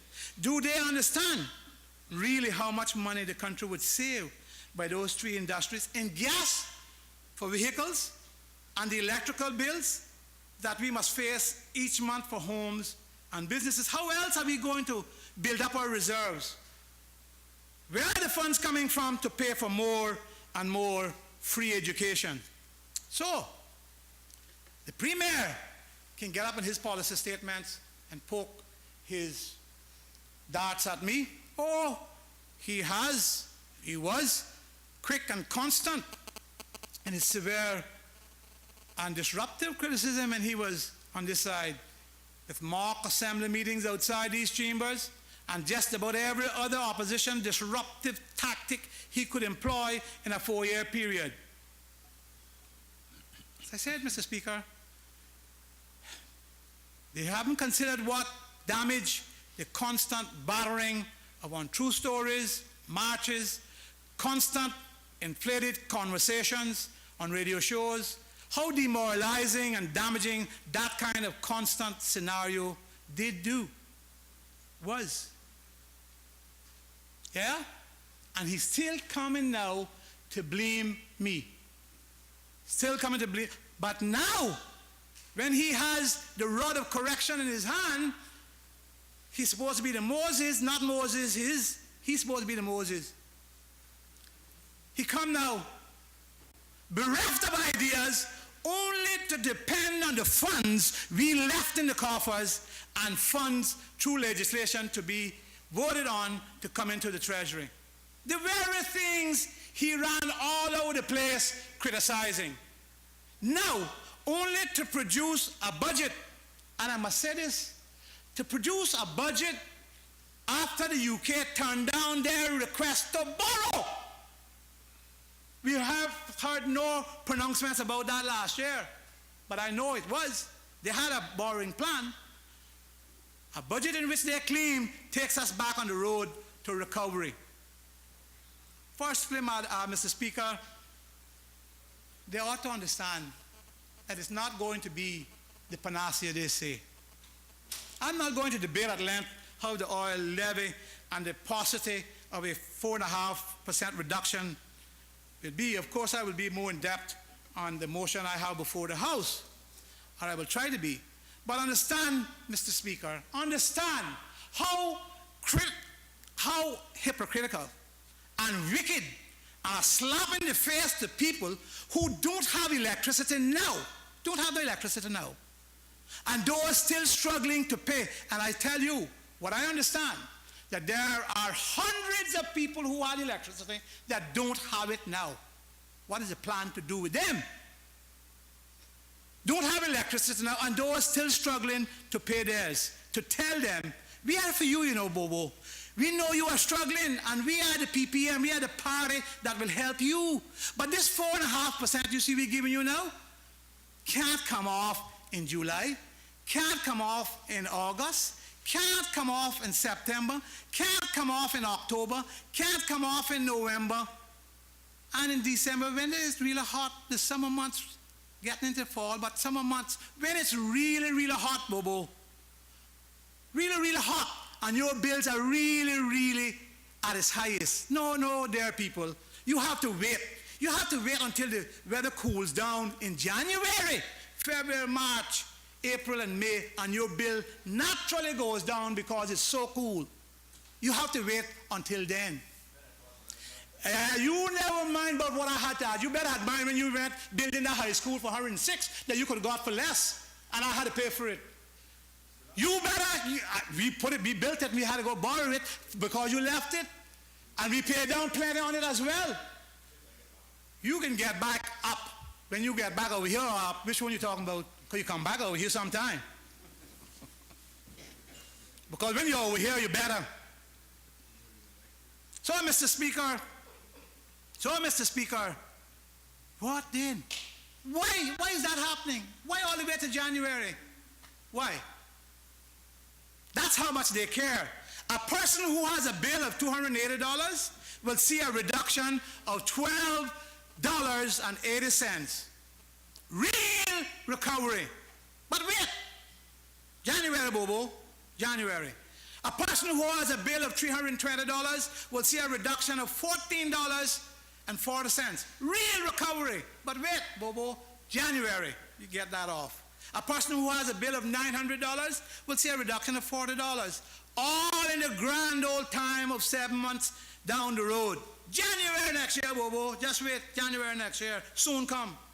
So the government loses $8 million for this paucity that they're saying they're helping people with, while the people that don't have electricity,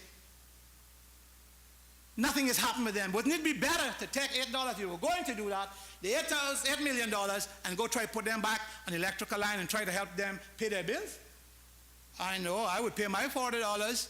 I'm speaking $900 because that's sometimes in the region where mine is, fluctuate up and down.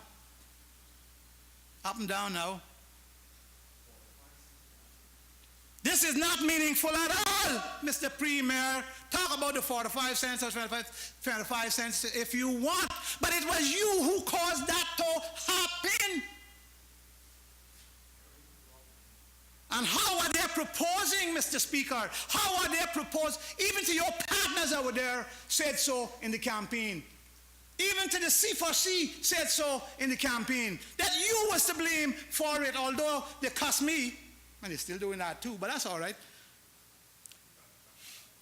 They cussed him though in the campaign, so you now can try to lay the blame on me. You're not that good a lawyer. You're not that good a lawyer. You can't make nobody believe that. And now, as I said, how are they proposing to monitor the passing on of the reduction? That's what I want to know. Pray tell me. At the same time, Mr. Speaker, I want to say this in passing. People are being removed off the social services monthly stipend. People who are mentally disturbed. Absolutely ridiculous. Hit the ground running? All right. Running us into the ground is more like it. Where is the social conscience that they were supposed to have? Is that the best that we can be done with $108 million surplus and with government losing $8 million? Is that the best? Is that the best? I don't think so. What about all the little children in these islands who are going to bed hungry and don't have electricity, and the elderly who are still having to do with what they have to do with? I'm certain that the offering in this budget, after a year in the office of Cayman's most brilliant minds, is not going to address the needs we all recognize must be started to be addressed now for the long term. No. I really don't think that we are offering much. 1 year or not, we are still in crisis and have been for years, but certainly more evident since 2007. I don't think that the budget offers much for small businesses. I don't think it has anything in it for entrepreneurs, nor is it doing anything about employment or the current unemployment we are experiencing.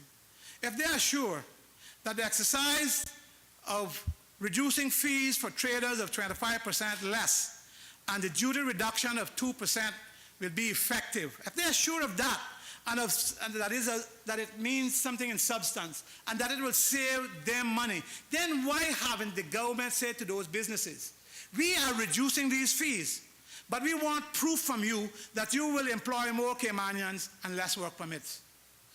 That is a sure way that we can ensure that Cayman workers are employed. You get 25% less, but you must employ more Caymanians. Drop some of your work permits. How are you going to ensure it? From my standpoint, the real way to help small business is to eliminate the fuel charge or surcharge on the business's electrical bills.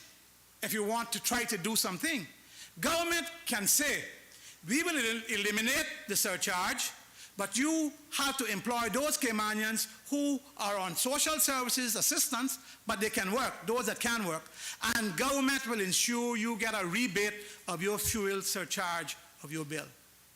That will in turn give government a $400 to $600 savings on the social services budget, and also the businesses then have to get insurance as normally a business would do, and there too is a saving for government since they would not be responsible for free medical. In my opinion, getting those people employed will increase demand for product and service. People will have money to spend. Mr. Speaker, there is nothing in the budget to encourage entrepreneurship. And we want to give people an opportunity to do business. No matter how much you take off, if there's no work, There's no money, so they still got to be in a problem to pay. There are glaring opportunities now, since there seems to be an appetite today for divestment. Because you know that was something that I was barked at and hollered at across from here by the Premier about divesting and selling government. You know that was part of his mantra, his long suit. You know that. But since there's an appetite now for divestment today, if we take, for instance, Mr. Speaker, if we take government mechanics section, plumbing section, electrical section, and general maintenance section, we take them out of government and we allow the persons in those departments to get it as a business and guarantee the contract for the service to them.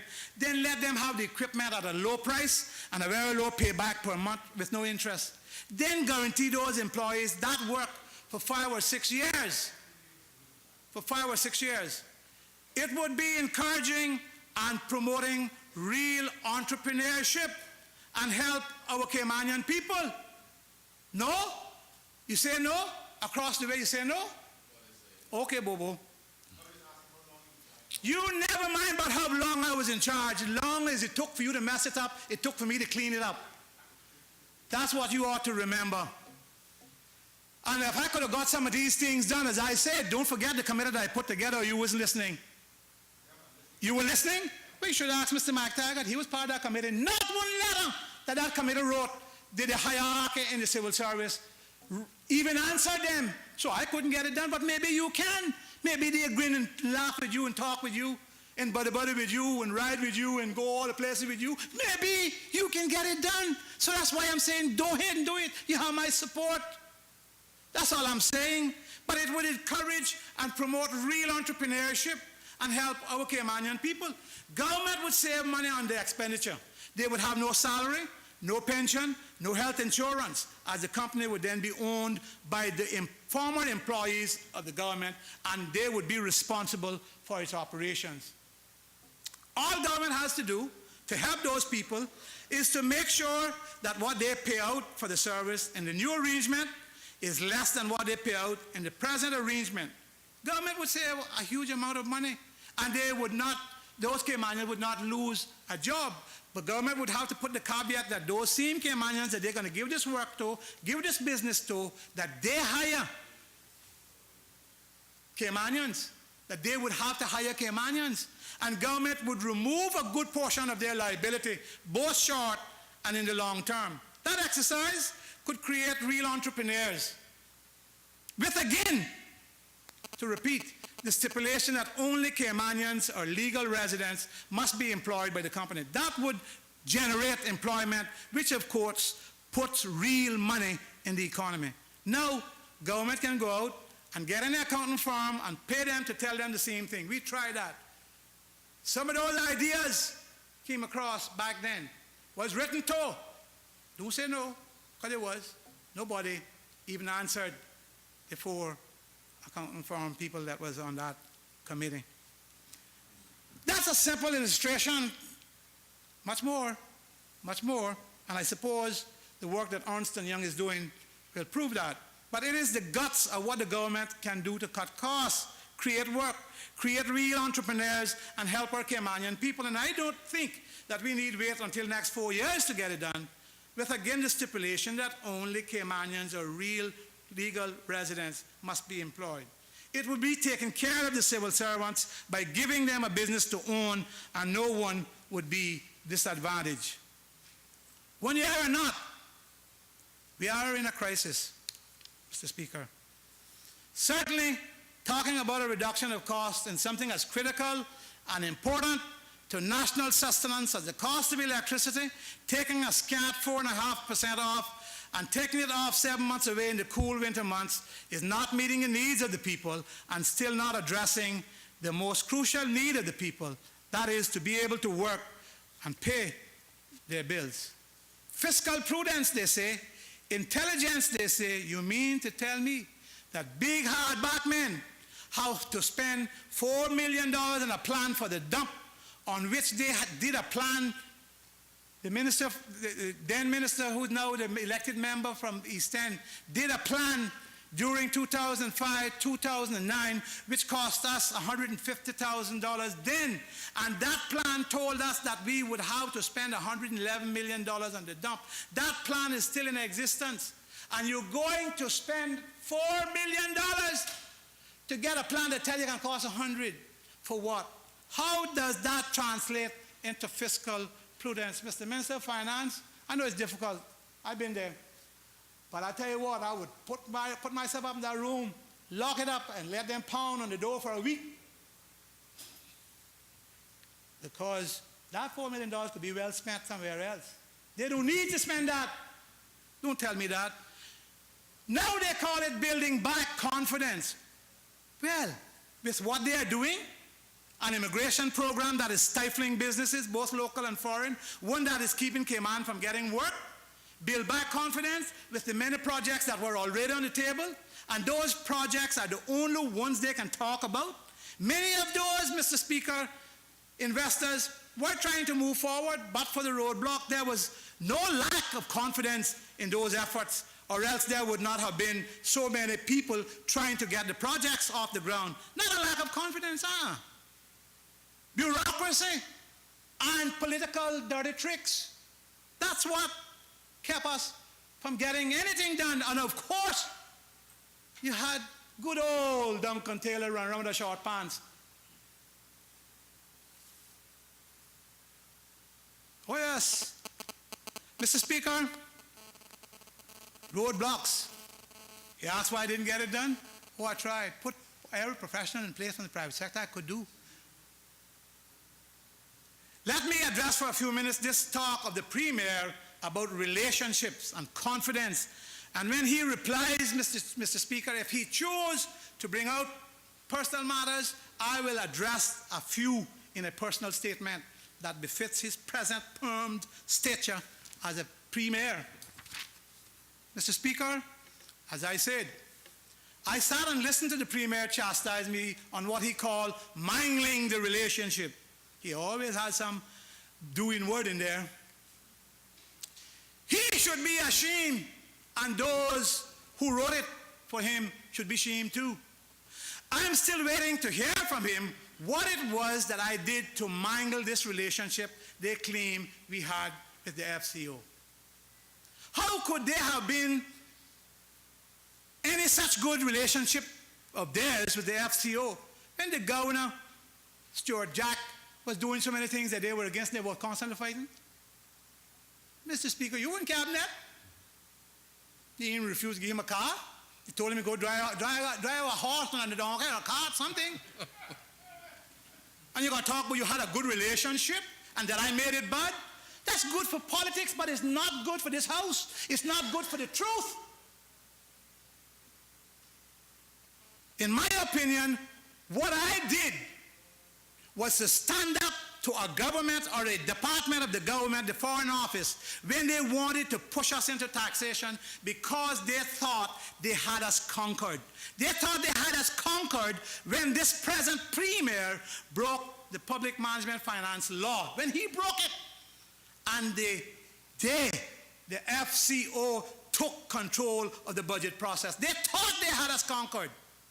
Mr. Speaker, after the financial secretary had produced his report and shown me the deficit, shown me the projects, shown me the cost of the civil service, and shown me the need for money in June 2009, not even a month after I took office, I was summoned to London, and there I was told in no uncertain terms, cut the civil service by 400 or 500 people.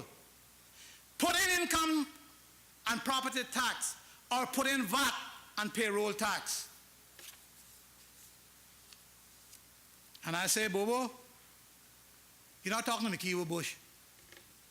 This is not Robert the Bruce.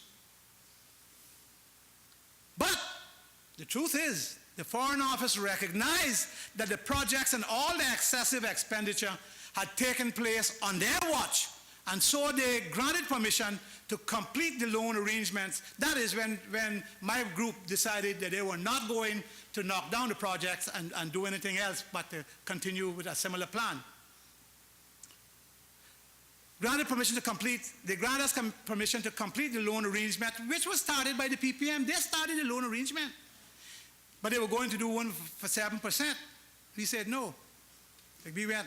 In the final analysis, all the things that were needed to be paid, the bills that were needed to be paid, the projects and all this amounted to $309 million. They also told me there and then in no uncertain terms that there was no way was there going to be any more projects approved by the Foreign Office without their explicit permission beyond and about $10 million or thereabouts. It came down to that in the final analysis because we could not afford what we was already contracted. Thereby, the discussion started about the FFR, not in details. That didn't come in until later. Well, Mr. Speaker, I was taken up with the rush and the short time frame to get the $309 million. And the great rush, Mr. Speaker, I even got robbed. People don't know that. I got robbed going to the ATM in Boston trying to get some money on the ATM. I got robbed. Had $29 in my pocket. But I was afraid of that big old knife. Mr. Leader of the Opposition, is this a convenient time for that? Yes, Mr. Speaker, I'll soon be finished. But I wouldn't be finished in 2 minutes or 5 minutes. I move the suspension of this Honorable House until 1:45.